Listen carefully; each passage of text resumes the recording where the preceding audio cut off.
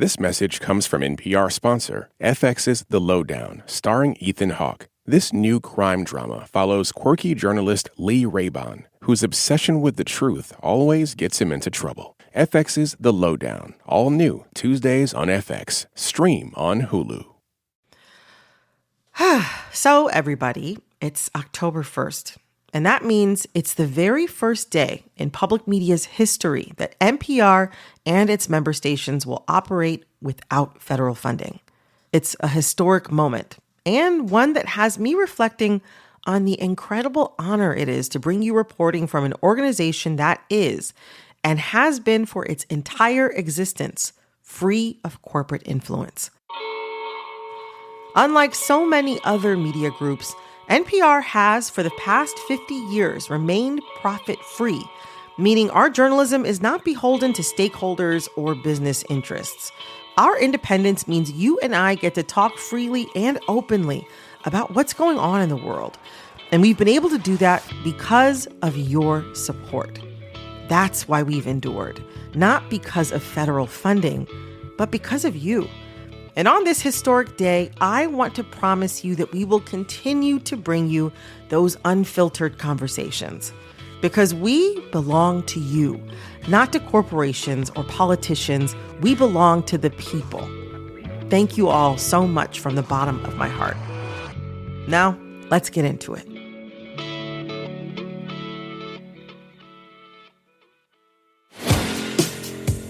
On this historic day, it's fitting because I want to introduce you to another group of media producers, teen podcasters. Just like how you might tune into this very show multiple times a week, well, there's a whole ecosystem of podcasts for teenagers by teenagers. Want kid cuisine and fast food reviews? There's MD Foodie Boyz. Favorite home cooked meal, boys. All right, boys. Emmett's dad's pit beef. Yeah. I heard your mom makes a mean pizza. Yeah. Bible quotes and fitness tips? There's Salty Boys. Davian's going into the Marines.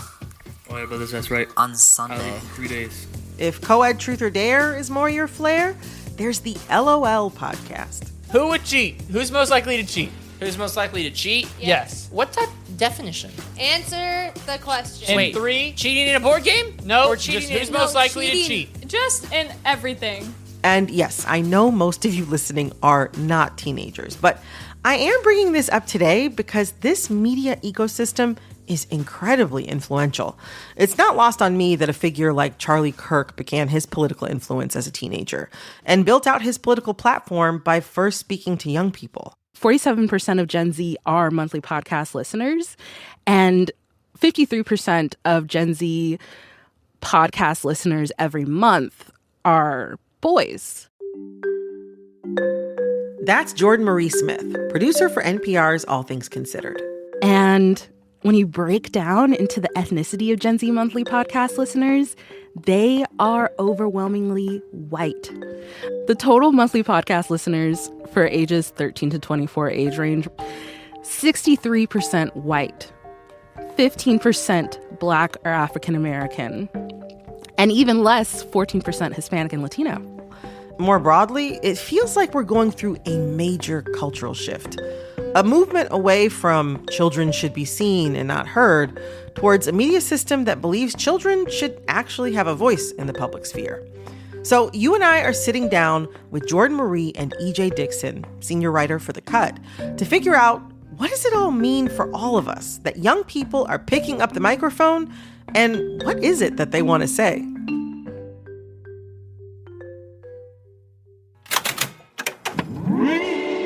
Hello, hello. I'm Brittany Luce, and you're listening to It's Been a Minute from NPR, a show about what's going on in culture and why it doesn't happen by accident.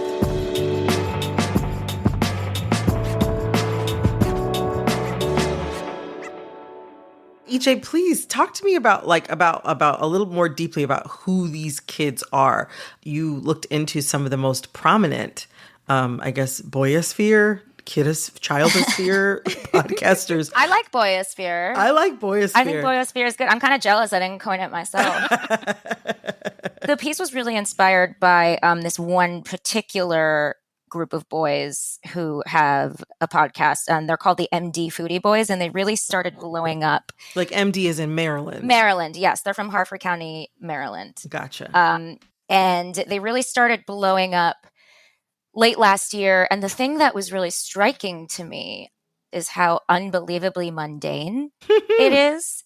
Literally, like, they will go on the air and they will talk about whether they prefer butter or salt on their popcorn, or what their favorite topping of pizza is, or what their favorite cafeteria food item is. And it was getting thousands of views, and it was mostly from adults, weirdly.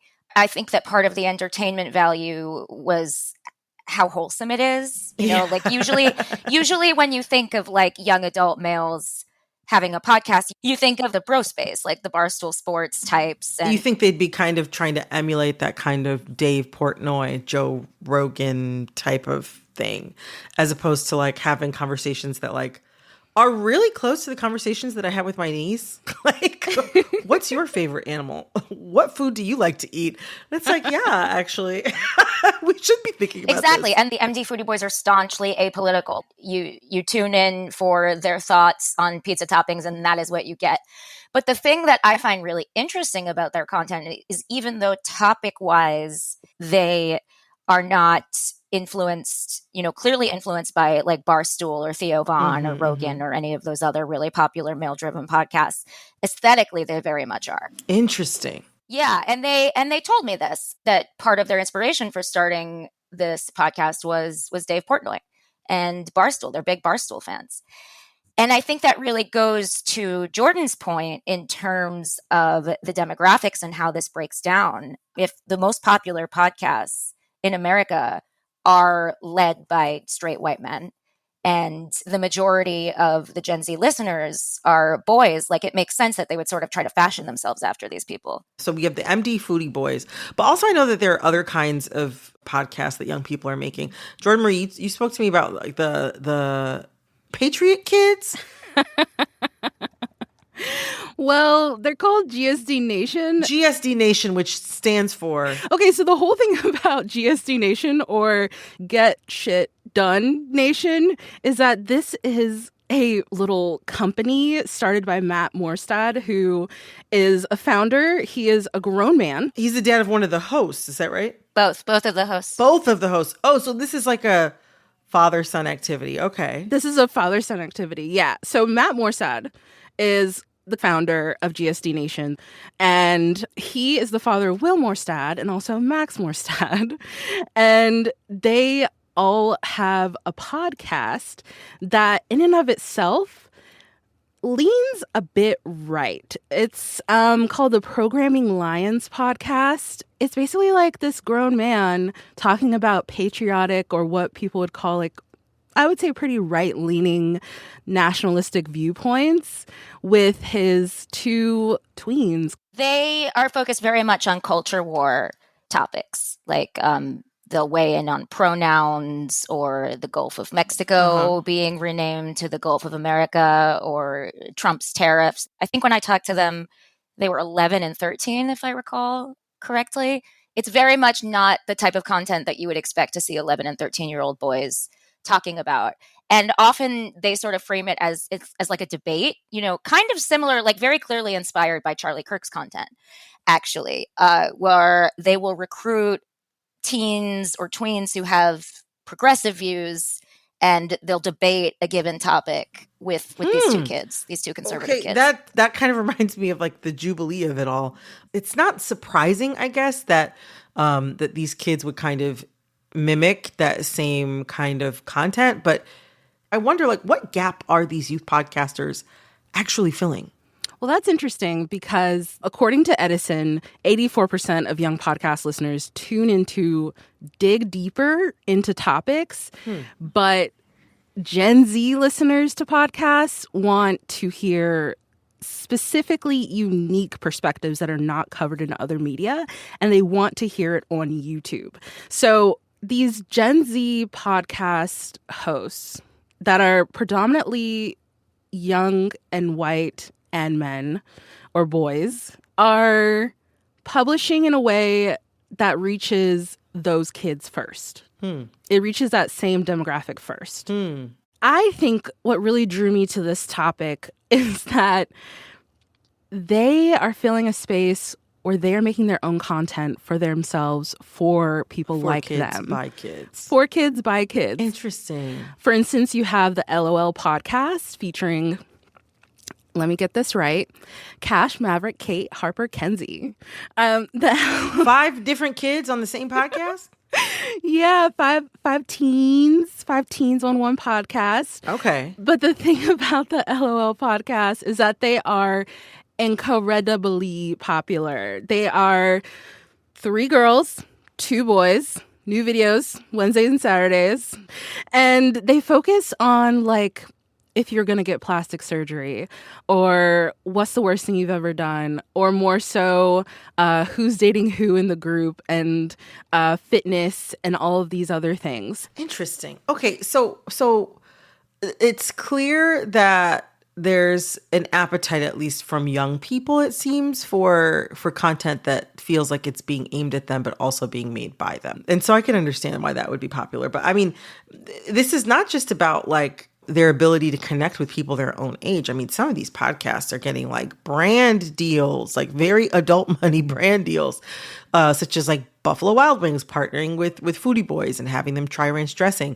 Like EJ, you've spoken to executives who have partnered with children and their adult representatives to make these podcasts not just popular, but lucrative. What did you hear from them about the financial prospects of these shows, both for the creators and for brands? So it's definitely a burgeoning industry, but I think that they are correctly assessing that there's a lot of money in it. I spoke to an executive at Pocket Watch, which is the children's content company behind Ryan's World and Love Diana and Gem Sisters and a bunch of other kiddie content creators. And they have started really investing in the narrative podcast space, which is a little bit different, right? It's not just like low budget, like a bunch of tweens sitting around a mic talking about peanut butter and jelly sandwiches. Huh. Interesting. Okay. So the other thing I'm thinking about, though, advertising executives, you know, they're saying that they want kids to have a seat at the table. And I think that sounds like well-meaning, you know, but I can imagine many people looking at this and seeing it as yet another way for children to be kind of indoctrinated to a certain degree, like whether it's into a certain political ideology or into brand loyalty. What do you make of this, EJ? Well, my concern is less with whether children are going to be susceptible to advertising, because obviously they are incredibly susceptible to advertising, and it's a major problem, especially on YouTube. I mean, that's a general problem, you know, like that's not specific to these podcasts. My concern is more as a parent. What does it mean that we are elevating these very, very young content creators and putting them on camera and having them produce tons of content like on a weekly basis? It's like a child star thing again. Yeah. What effect is that having on our kids? Like that's my primary concern as a parent. Like what effect is this having on kids to sort of expect to be growing up in the public eye? Like this is normalized for them. And also like they're going to have opinions probably that they're going to regret having 5 years later. And they're going to have very mixed feelings about like their parents putting them on camera. So I think that's probably my primary concern with these podcasts, particularly for the ones that skew more political or controversial. But that's something that, you know, I'm thinking about regarding all types of content that's featuring kid creators. Coming up, people aren't critically thinking about what it actually takes to form your own opinion about something in a way that is nascent to your interests, your goals, and your own insight. Stay with us.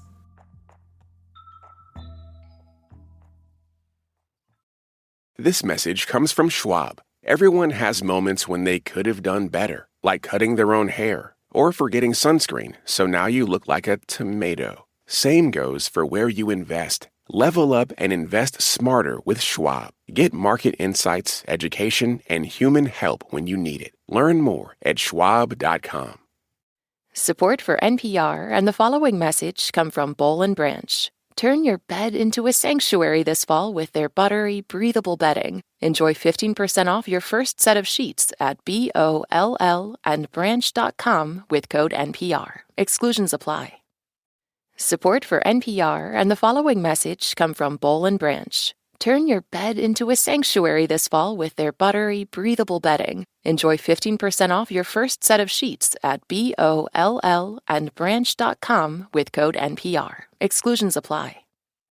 Support for NPR and the following message come from IXL Learning. IXL Learning uses advanced algorithms to give the right help to each kid no matter the age or personality. Get an exclusive 20% off IXL membership when you sign up today at IXL.com/NPR.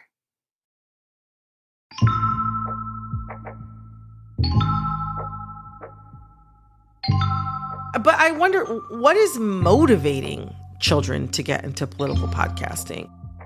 Yeah, I mean, it's hard to say. I spoke to Matt Morstad, and there are a lot of people in the comments who basically react to this like rage bait, who are basically like, oh, you're indoctrinating your kids, like you're exploiting your kids and filling their heads with political views that they don't necessarily agree with or believe. Basically, he said, my kids could either be watching this content, consuming this content at home passively, or they could be actively making it. Like they could be learning how to edit. They could be learning how to think critically. They could be learning marketing skills and how to push out a product. And we can discuss whether or not 11 to 13-year-olds should be learning that, but that's a fair point. That is really interesting. I hadn't thought about it that way. I mean, now that I think about it, one of my cousins who's an adult now, but I remember when he was a baby, he would make like silly little videos and stuff like that. And in the process, learned how to like film and edit and take pictures, and it gave him skills, confidence, allowed him to try being creative. He wasn't making youth podcasting videos, but the scale is quite different. The scale and the public nature of it, and also the possibility for, you know, from raking in real profits, that does kind of change things. It kind of feels to me like the difference between doing local community theater versus relocating your family to Orlando to get them on a Nickelodeon show. Like, there's levels. There's levels. There's levels to this. And just to talk about the data behind this, as of today, via the podcast index, there are 4,590,715 podcasts in the world.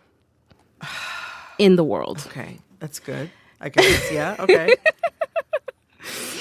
They're out there. And also, it's highly, highly lucrative. The podcast industry is certainly growing. It's estimated to be worth $17.59 billion by 2030. That's just in a few years. The podcast industry is very big. And if people want to get in on that, I mean, I also see this as a chance for younger people to get into this. It makes me think that Matt Morstad might actually be doing something where he's sort of thinking like, hey, as EJ said, if other people are doing it and they're subjecting my kids to this, why can't my kids just be creators in it and dictate it? Yeah. You know, it's interesting. It's like there have been children as a part of political movements throughout history, like, you know, the kids that mobilized after the Parkland shooting and Greta Thunberg. Yeah, Greta Thunberg. I mean, or kids who organized protests during the civil rights movement, you know, children in Gaza who are using social media to advocate for their own safety, you know, just amidst the atrocities that they face every single day. Like, I think that it's not necessarily that there is like an age minimum or something like that to engage politically, but getting engaged politically does feel somewhat different than starting a podcast to like share your thoughts and opinions, although that can create a certain type of influence that can eventually lead to action. These are voices that can affect change. And I mean, I would personally like to see more young people who I agree with out there saying these things. But I don't think it's necessarily inherently a bad thing. I just don't. I think it's going to become increasingly commercialized, but I also think that there's the prospect for a lot of really exciting left-wing political voices to come out of it. So I think it's going to be a double-edged sword for sure. Yeah, zooming out, I remember a concerted effort to teach children media literacy in the late 90s when I was a kid. I remember learning about the food stylists that made fast food look appealing in commercials, or the photo editors that airbrushed models to look thinner than they actually were. Like, basically, these media literacy initiatives were pulling back the curtain and showing how ads are selling falsehoods, or media in general is often selling falsehoods in order to make money off of their audience. And I wonder, like, as we're discussing this new crop of like youth content creators who are sharing their thoughts, their opinions, their point of view, I wonder, what does media literacy look like for youth in this new podcasting era, where some of the messaging and the perspective is being determined by their peers? Media literacy for youth and how it's being formed is about as treacherous as it is for grown adults. Because we are so besotted with algorithms and we're so beside ourselves with too much information, that media literacy is not making a comeback. It's actually quite unfortunate because we're so fraught with not being able to choose the algorithms that choose us, that it kind of makes it hard to feel like we can break out of actually thinking the way that algorithms want us to model our opinions after. And people aren't critically thinking about what it actually takes to form your own opinion about something in a way that is nascent to your interests, your goals, and your own insight. I agree with Jordan Marie. I think the information ecosystem is equally as fraught for kids as it is for adults, except there are the higher stakes of the fact that kids do not have fully formed brains, you know? And kids are not getting their information from like vetted journalistic sources. They're getting their information from Instagram memes that their friends share on their stories. They're getting information from TikTok videos, which, as Jordan Marie pointed out, basically give you this ongoing self-perpetuating loop of things that you're already inclined to engage with and agree with. It's probably the thing that I'm most concerned about as a parent. And I feel like media literacy was more discussed when I was a kid than is being discussed now. And that astonishes me. Like, I don't understand how it's not a basic component of elementary school, even like middle school, high school, that you're not going into a classroom and hearing like, listen, like all of the that you're seeing is fake. It's not something that people focus on. And I think that's really a shame. And especially with the rise of AI, we're going to see the consequences of that. Well, I have to say, it has been really something to unpack this, I guess, most recent era of what seems to be shaping up to be possible child stardom with the two of you. Thank you both so much for this conversation. I learned a lot. Thank you for having me, Brittany. Thank you so much for having me. That was Jordan Marie Smith, producer for NPR's All Things Considered, and E.J. Dixon, senior writer for The Cut.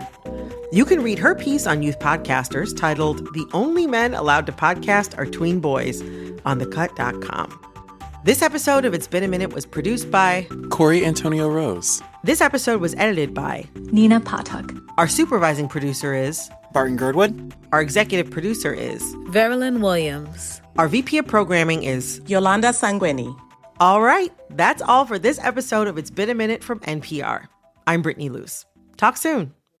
Support for NPR and the following message come from Boll & Branch. Turn your bed into a sanctuary this fall with their buttery, breathable bedding. Enjoy 15% off your first set of sheets at BOLL&branch.com with code NPR. Exclusions apply.